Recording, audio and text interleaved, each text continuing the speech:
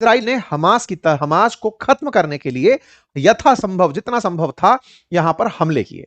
ये जो तस्वीरें बयान कर रही हैं, इन तस्वीरों में यदि आपको यह पता चले कि इन हमलों को करने में भारतीय वेपन्स का भी इस्तेमाल किया गया था, तो यह मामला सुनने में अटपटा जरूर लगेगा। ऐसा मैं क्यों कह रहा हूं? क्योंकि एमनेस्टी इंटरनेशनल का दावा है कि भारतीय वेपन्स का इस्तेमाल हुआ था गाजा को तहस नहस करने में। कहां है गाजा?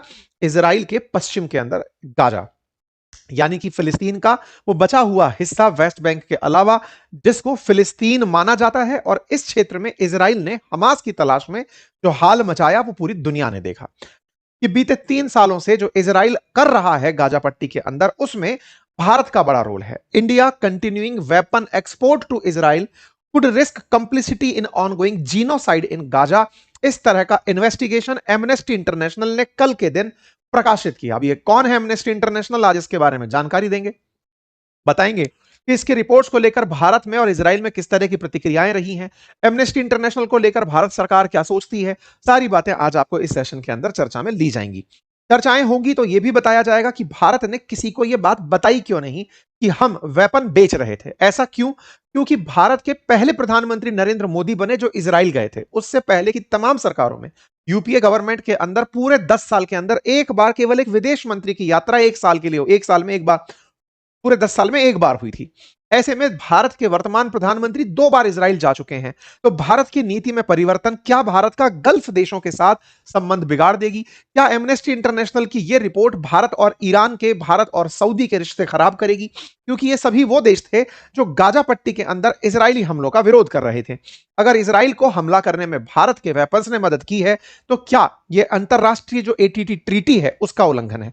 सारी बातें डिटेल में, लेकिन उससे पहले आप लोगों को ये कुछ हेडलाइंस के माध्यम से बता दूं कि लगभग 9596 आर्म्स शिपमेंट हैं जो भारत के द्वारा भेजे, सॉरी 2596 ऐसे आर्म्स शिपमेंट हैं जो भारत के द्वारा इजराइल को भेजे गए थे। तो क्या रही भारत की विदेश नीति? क्यों हमने लोगों को नहीं बता के रखा इस वाली बात को? हम लोगों के सामने यही क्यों बताते रहे कि हम खरीदते हैं, इजराइल हमसे खरीद रहा है? ये जानकारी क्यों नहीं आई? साथियों, अंतरराष्ट्रीय मानवाधिकार संगठन है एमनेस्टी इंटरनेशनल। इसने भारत और इजराइल के रक्षा सौदों को लेकर हाल में सवाल उठाए हैं। 7 अक्टूबर 2023 को जो हमले हुए इजराइल में, उसके बदले में इजराइल ने जो किया उसकी बारे में इसने इन्वेस्टिगेशन की है एमनेस्टी इंटरनेशनल। एमनेस्टी इंटरनेशनल एक प्रकार का एनजीओ है, नॉन गवर्नमेंटल ऑर्गेनाइजेशन है, लेकिन ये इंटरनेशनली काम करता है। किस चीज के लिए काम करता है? मानव अधिकारों के लिए काम करता है, ह्यूमन राइट्स के लिए। ह्यूमन राइट्स के लिए काम करने वाला ये एनजीओ यूके बेस्ड है, लंदन से इसकी शुरुआत हुई थी। आज दुनिया भर में इसका कार्य क्षेत्र है। इसे एक बार नोबेल शांति पुरस्कार से भी सम्मानित किया जा चुका है 1977 के अंदर। यह काम क्या करता है? इसका मोटो क्या है? इसका कहना है कि अंधेरे को कोसने से बेहतर है कि आप वहां मोमबत्ती जलाएं। इसीलिए इसने कुछ इस प्रकार का अपना लोगो भी रखा हुआ है कि अगर बेड़ियां लगी हैं तो उसमें आप अंधेरे को काटते हुए मोमबत्ती जलाएं। ये उन लोगों के लिए मुख्यतः से सवाल उठाता है, उनके लिए संघर्ष करता है, मुकदमे जाकर कोर्ट्स में लड़ता है, जहां कि इन्हें लगता है कि किसी व्यक्ति को अपने विचार बताने के चलते जेल में डाल दिया गया हो। तो ऐसे लोगों की मदद करने के लिए एमनेस्टी इंटरनेशनल दुनिया भर में मुकदमे भी लड़ते हुए घूमता है। इसी कारण से 1977 का मानवीय गरिमा की रक्षा के लिए इसे नोबेल शांति पुरस्कार दिया जा चुका है। इसके प्रमुख जो कार्य क्षेत्र हैं, उन कार्य क्षेत्रों में मृत्यु दंड को हटवाना, शरणार्थियों की रक्षा करना, प्रताड़ना को रोकना, कुछ इस प्रकार के इसके अंदर मोटिव्स हैं। इस एमनेस्टी इंटरनेशनल ने अपनी स्वतंत्र जांच में यह पाया कि गाजा के अंदर, 30 जुलाई की रिपोर्ट है ये, कि गाजा में सप्लाई होने में जो आम सप्लाई हो रहे थे, गोला बारूद जो सप्लाई हो रहा था, मिलिट्री कंपोनेंट जो सप्लाई हो रहे थे, उसमें भारत सरकार का कंट्रीब्यूशन था। अब यह बात क्यों लाई गई है, इसका भी मकसद समझिए। देखिए, भारत अंतरराष्ट्रीय स्तर पर इजराइल और पैलेस्टाइन की प्रॉब्लम का 2 स्टेट सॉल्यूशन का पैरवी करता रहा है। हमेशा भारत यह कहता रहा है कि इजराइल और पैलेस्टाइन को कोएग्जिस्ट करना चाहिए, जबकि गल्फ के अधिकतम देश यह मानते हैं, विशेष रूप से मुस्लिम पूरा वर्ल्ड यह मानता है कि केवल पैलेस्टाइन को होना चाहिए। इजराइल यह मानता है कि केवल इजराइल को होना चाहिए। इवन ट्रंप यह मानते हैं कि केवल इजराइल को होना चाहिए। भारत क्या मानता है कि इजराइल और फिलिस्तीन को सह अस्तित्व होना चाहिए, क्योंकि यूएन में 2 स्टेट सॉल्यूशन सुझाया जा चुका है। तो ऐसे में अब अगर आपको यह पता चले कि 2 देश पैलेस्टाइन और इजराइल लड़ रहे थे और भारत इजराइल को वेपन दे रहा था लड़ने के लिए, जबकि दोनों ही देशों के साथ भारत के अच्छे संबंध हैं, तो क्या भारत के गाजा के साथ अच्छे संबंध हैं? नहीं। जो पीएलओ करके ऑर्गेनाइजेशन है जो वेस्ट बैंक से ऑपरेट होता है, पैलेस्टाइन के अंतरराष्ट्रीय स्तर पर बात करता है, यासर अराफात जिसके काफी चर्चित चेहरे रहे, भारत के संपर्क उनके साथ अच्छे रहे हैं। ओके, फिर क्या कहना चाहते हो? इशू ये है कि पैलेस्टाइन के मुद्दे पर, गाजा के मुद्दे पर बहुत सारे मुस्लिम राष्ट्र भारत के खिलाफ पहले भी बयान देते रहे हैं कि भारत और इजराइल की जो करीबी है, इस करीबी के चलते मुस्लिम देशों को भारत का बायकॉट करना चाहिए। फिर चाहे तुर्की हो, पाकिस्तान हो, अजरबैजान हो, इनका ऑपरेशन सिंदूर के समय एक हो जाना कहीं ना कहीं तुर्की का इजराइल से नफरत करने के कारण था। परिणाम यह था कि तुर्की को इजराइल से दिक्कत थी, इजराइल भारत मित्र थे, तो बोले भारत और इजराइल मित्र हैं तो तुर्की और पाकिस्तान मित्रता निभाएंगे ऑपरेशन सिंदूर के समय पर। अक्सर अंतरराष्ट्रीय स्तर पर पाकिस्तान कश्मीर को गाजा बताकर ही ट्रीट करता है कि देखिए जिस तरह से इजरायलियों ने वेस्ट बैंक और गाजा पर कब्जा किया हुआ है, भारत ने ऐसे ही कश्मीर पर कब्जा किया हुआ है। वो यही कहकर के लोगों का समर्थन दुनिया में जुटाता है। मुस्लिम देशों में जब जब गाजा के ऊपर कभी भी चर्चा होती है, पाकिस्तान ओआईसी की टेबल पर ले जाकर कश्मीर को रख देता है कि साहब जब इसकी चर्चा कर रहे हो तो इसकी भी कर लो। ऐसा करके इजराइल ने अगर गाजा पर हमला किया तो भारत ने इजराइल की मदद करी गाजा को नुकसान पहुंचाने में, तो ये मुस्लिम देशों को और एकजुट करने के काम आ सकती है, भारत के खिलाफ सेंटिमेंट तैयार कर सकती है। इस खबर का सही में मायना ये है। जब यह मायना सही में अंतरराष्ट्रीय स्तर पर है तो राष्ट्रीय स्तर पर भी है, क्योंकि भारत के अंदर भी कई राजनीतिक दल केवल इसलिए खुलकर इजराइल के साथ नहीं आते क्योंकि उन्हें लगता है कि देश के अंदर एक वर्ग, मुस्लिम वर्ग, कहीं उनसे खफा ना हो जाए, उनका जो वोट बैंक है वो उनसे नाराज ना हो जाए, उनके लिए जो जरूरी वोट एक साथ होकर पड़ते हैं वो कहीं बट ना जाए। अगर इजराइल का सपोर्ट किया तो मुस्लिम वोट छिटक सकते हैं। इसी के चलते बहुत से राजनीतिक दल, इवन यूपीए के काल में भी और उससे पहले के काल में भी, पहले की राजनीति में भी यही रहा कि इजराइल के साथ प्रधानमंत्रियों की यात्रा ही नहीं हुई, क्योंकि इजराइल और गाजा का मुद्दा जो है वो इतना आसान नहीं है जितना कि भारत पाकिस्तान को आप कह सकते हैं कि दो देश हैं, वहां पर दूसरा देश अस्तित्व की ही लड़ाई लगातार लड़ रहा है जिसका नाम फिलिस्तीन है। ऐसे में एक नेचुरल सेंटिमेंट जो है मुस्लिम्स का फलस्तीन के साथ है, और भारत के मेजॉरिटी हिंदूज का या नेशनलिस्ट लोगों का जो आतंक से पीड़ित हैं, पाकिस्तान से प्रताड़ित हैं, वो पाकिस्तान की खिलाफत करते हुए इजराइल का साथ देते हैं कि ठीक है, तुम अगर ऐसा सोचते हो कि कश्मीर पर तुम्हारा साथ इस तरह से रहेगा तो ये और ये हुआ भी है। गाजा में से बहुत सारे हमास के आतंकी निकल करके पाकिस्तान ऑक्यूपाइड कश्मीर में आकर भारत के खिलाफ बयानबाजी किए हैं, भारत के खिलाफ तमाम प्रकार की इस तरह की हरकतें की हैं कि नहीं, हम भारत में वैसे ही हमले करेंगे जैसे हमने अक्टूबर 7 2023 को इजराइल में किए थे। तो ये सब चीजें ऐसी अंतरराष्ट्रीय स्तर पर 2+2=4 दिख नहीं रहा है। एनीवे, अब इस खबर को आगे डिकोड करते हैं। एमनेस्टी इंटरनेशनल ने कहा कि भारत में निर्मित वेपन्स को बेचा गया इजराइल को, और इस काम को करने के लिए कई प्राइवेट कंपनीज ने इस काम को ऑर्गेनाइज किया। भारत और इजराइल की जो फिलहाल मित्रता है, इस पूरी मित्रता में जो यूपीए सरकार रही, वो यूपीए सरकार इस बात को लेकर के बहुत ज्यादा बचती रही। उन्होंने अपनी तरफ से एसएम कृष्णा नाम से जो विदेश मंत्री थे 2012 में, उनको भेजा, लेकिन भारत के प्रधानमंत्री की वहां पर यात्रा हुई। इंटरेस्टिंग फैक्ट और भी है, एक समय पर भारत, जब यूपीए सरकार भी थी, उस समय पर भी भारत इजराइल से सबसे ज्यादा वेपन खरीदने, सेकंड लार्जेस्ट वेपन इंपोर्टर थे इजराइल से, लेकिन इसे हम कभी एंडोर्स नहीं करते थे। मतलब विज्ञापन में जब बात आएगी निकल करके तो हम रूस का, अमेरिका का नाम तो लेंगे, लेकिन इजराइल को इतना प्रमोट नहीं करते थे। जानकारी इस तरह की है कि India has bought military hardware and software from Israel worth around $1 billion every year over last few year. ये हमने Israel sneaks number 2 position in arm supplier 2007 की न्यूज कटिंग पढ़ी है। यहां पर एक जानकारी यह भी है कि भारत लगभग $1 से $1.5 बिलियन का हर साल वर्ष 2007 में भी वेपन इजराइल से खरीदता था, और इतना कि भारत जो वेपन खरीद रहा है वो सेकंड लार्जेस्ट, सेकंड मतलब मार्केट के अंदर अगर व्यापार देखा जाए तो मात्रा के आधार पर दूसरा सबसे बड़ा है, जिसमें हमारे द्वारा इनकी कई ऐसी मिसाइल प्रणाली, हमने कई ऐसी तकनीकी इनसे परचेज की जिसमें हमारे मिग फाइटर्स को अपडेट करना भी शामिल था। हमने कई हाईटेक सिस्टम इनके साथ डेवलप किए। देश में सत्ता परिवर्तन हुआ, नई पार्टी की सरकार बनी, बीजेपी सत्ता में आई, और उस समय पर प्रधानमंत्री की 2017 में इजराइल की यात्रा हुई।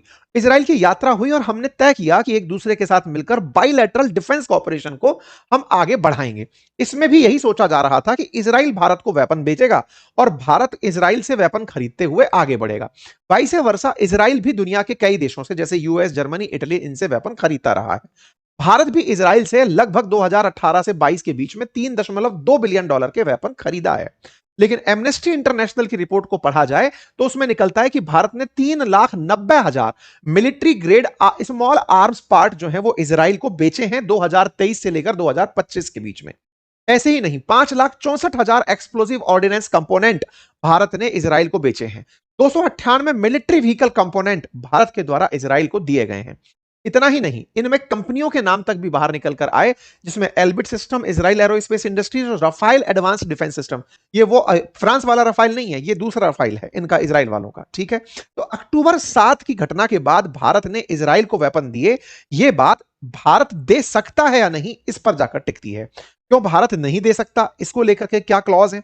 असल में दुनिया ने 2017 के अंदर, मतलब असल में क्या हुआ कि एक ऐसा नियम बनाया गया जिसको एटीटी के नाम से जाना जाता है, आर्म्स ट्रेड ट्रीटी, कि अगर दुनिया के दो देश युद्ध लड़ रहे हैं तो बाकी देश ये तय करें कि वो उन्हें युद्ध के समय वेपन नहीं देंगे। लेकिन आपने रशिया यूक्रेन के केस में यूक्रेन को अमेरिकी वेपन मिलते हुए, यूरोपियन वेपन मिलते हुए देखा। आपने ईरान को चाइनीज रशियन वेपन मिलते देखा, रशिया को ईरान के चाइना के वेपन मिलते देखा। दुनिया के लगभग 100 देश ऐसे निकल कर आए जिन्होंने ये ट्रीटी की कि जब युद्ध हो रहे होंगे तो उन देशों को हम वेपन नहीं देंगे।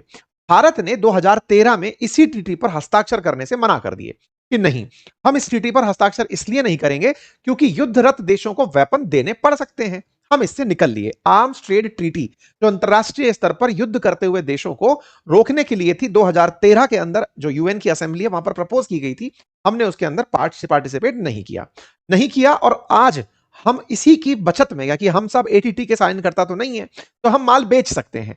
हमने इनको सामान बेच दिया, लेकिन यह सामान बेचने से हमारे ऊपर सैंक्शंस नहीं आ रहे, हमारे ऊपर मोरल प्रेशर आ रहा है। इसीलिए भारत सरकार ने कभी ओपनली इस बात को एक्सेप्ट नहीं किया। इसीलिए एमनेस्टी इंटरनेशनल की यह खबर पूरी तरह जंगल में आग की तरह फैल गई है। पता चला एमनेस्टी इंटरनेशनल को कि भारत ने एचएस कोड होता है 93+ और 8710+, इन दो कोड्स के तहत अपने सामान एक्सपोर्ट किए थे। एचएस कोड क्या होता है? जब भी आप कस्टम्स के थ्रू कोई सामान बेचते हैं तो उस आइटम के कोड को बॉक्स पे डाल दिया जाता है, जिससे पता चल जाता है कि जो इसके अंदर माल जा रहा है वो माल क्या है, किस कैटेगरी का है, क्या काम में आएगा, वो सारी बातें ऊपर ही शिपमेंट के लिख दी जाती हैं ताकि शिपमेंट को खोलकर ना देखा जा सके। एमनेस्टी इंटरनेशनल ने उन्हीं शिपमेंट्स को ट्रैक करते हुए लगभग 2600 ऐसे शिपमेंट ऑफ आर्म्स और पार्ट्स और एम्यूनिशन बाहर निकाले, जिससे पता चला कि 7 अक्टूबर 23 से लेकर 30 नवंबर 25 तक भारत ने इनके साथ में व्यापार किया है। जब और गहराई तक अंदर जाया गया तो पता चला कि भारत ने पीएलआर सिस्टम प्राइवेट लिमिटेड नाम की company, Adani defence and aerospace company और Indo MIM private limited, Kalyani system private limited, munition India limited, alpha एल्स defence and aerospace system private limited, इन कंपनियों की मदद से, जो प्राइवेट कंपनीज हैं, इनकी मदद से माल एक्सपोर्ट किया है। यानी डिफेंस के अंदर भारत की प्राइवेट कंपनीज ने बढ़ चढ़ के पार्टिसिपेट किया, लेकिन भारत सरकार उसमें फ्रंट फेस बनकर नहीं आई, प्राइवेट तरीके से चलता रहा। जैसे ही एमनेस्टी ने यह खबर बाहर निकाली, अंतरराष्ट्रीय स्तर पर यह चर्चा का विषय बन गई। अल जजीरा लिखता है कि India continues to supply arms to Israel despite a substantial risk of them being used in the ongoing genocide against Palestinians। Weapon भेजते रहे जबकि यह पता था कि इनका इस्तेमाल जो मास में नरसंहार किया जा रहा है गाजा के अंदर, वहां हो सकता है।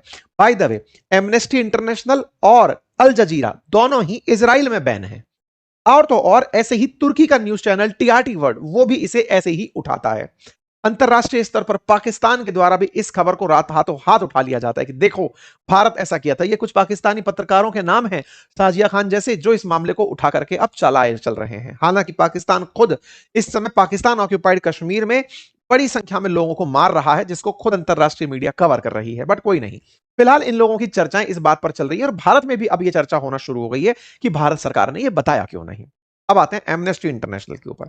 हमारा क्या लेना देना है एमनेस्टी इंटरनेशनल के साथ? असल में इसके ऊपर एक मीम बड़ा सही बैठता है और वो ये है कि बोलने दे, तकलीफ हुई है बेचारे को। ऐसा क्यों? असल में जब से एनडीए सरकार बनी है तब से एमनेस्टी इंटरनेशनल पर कई बार मानवाधिकार के नाम पर जांच बिठाई गई है। ये साहब मानवाधिकार के नाम पर अंतरराष्ट्रीय स्तर पर फंड लेकर आते हैं और भारत के अंदर दंगे भड़कवाते हैं। ऐसे में भारत ने जो एफसीआरए एक्ट, जिस पर मैंने 2 दिन पहले ही सेशन किया था, उस एफसीआरए एक्ट के आने से पहले ही, एफसीआरए एक्ट में जो अभी अमेंडमेंट्स आए उसके पहले ही एमनेस्टी का काम भारत में बंद करा रखा है। यानी कि ये भारत में काम नहीं कर पाती। तो इजराइल हुआ, रशिया हुआ, भारत हुआ, यहां पर एमनेस्टी का काम बंद हो चुका है। मतलब इनका एनजीओ यहां काम नहीं कर पाता, पहले करता था। हमने आज से 3 दिन पहले जो आपको एफसीआरए के ऊपर एक डिटेल सेशन किया था, उसमें भी आपको इसकी जानकारी हमने दी थी। एमनेस्टी खुद 17 जुलाई को इस तरह का कवर पेज लगाई है खुद के उस पर कि stop targeting NGOs and institutions. ये जो लोग आपको विपक्ष के दिखाई दे रहे हैं, ये विपक्ष के लोगों के द्वारा एनजीओज और इंस्टीट्यूशंस को टारगेट करने की खबर उसने खुद हेडलाइन बनाई कि हमारे देश के अंदर यानी भारत में एनजीओज को टारगेट किया जा रहा है। अंतरराष्ट्रीय स्तर पर यह खबर लेकर के ये दुनिया में घूमता है। भारत में बैन है, इजराइल में बैन है, रशिया में बैन है। क्यों बैन है? क्योंकि ये इस तरह के मामलों में जिसमें मैंने आपसे अभी कहा कि विचार रखने की आजादी के ऊपर अगर किसी को जेल में भर दिया गया है तो उनके लिए मानवाधिकार संबंधी मामले के नाम पर यह फंडिंग का जो दुरुपयोग करता है, एफसीआरए में उन्हें प्रतिबंधित किया हुआ है। भारत चूंकि यूएन के अंदर टू स्टेट सॉल्यूशन का पक्षधर है और भारत का विदेश मंत्रालय खुद कई बार यूएन के अंदर भी यह बात बोला है कि हम गाजा के लोगों के समर्थक हैं और गाजा में जो हुआ, express concern over loss of civilian lives, हम अस्पताल निर्माण के लिए और मतलब यहां पर जो वायलेशंस हुए हैं उनके लिए उनके खिलाफ बोलते हैं। भारत सरकार ने खुद ने कई बार इस पर बयान दिए हैं। हालांकि भारत ने यह फैसला कि वो इजराइल को वेपन देगा इसे पब्लिक नहीं किया। ये कई सवाल खड़े करेगा। सवाल के साथ साथ रशिया के साथ भी संबंध बिगाड़ सकता है क्योंकि रशिया ने भी भारत से वेपन्स की आस्क की थी। ये रिपोर्ट्स हैं, लेकिन भारत ने उसे पब्लिक में नहीं आने दिया। हो सकता है कि भारत ने रशिया को भी वेपन्स भेजे हों, उनकी खबर बाहर अब तक ना निकली हो। लेकिन एमनेस्टी इंटरनेशनल ने जो खबर निकाली, इसका भारत के अंतरराष्ट्रीय परिप्रेक्ष्य पर क्या असर पड़ेगा, यह एक निश्चित ही विचारणीय तथ्य निकल कर आया है। ठीक है साहब, यह था कंप्लीट अपडेट। उम्मीद करते हैं कि जानकारी पसंद आई हो।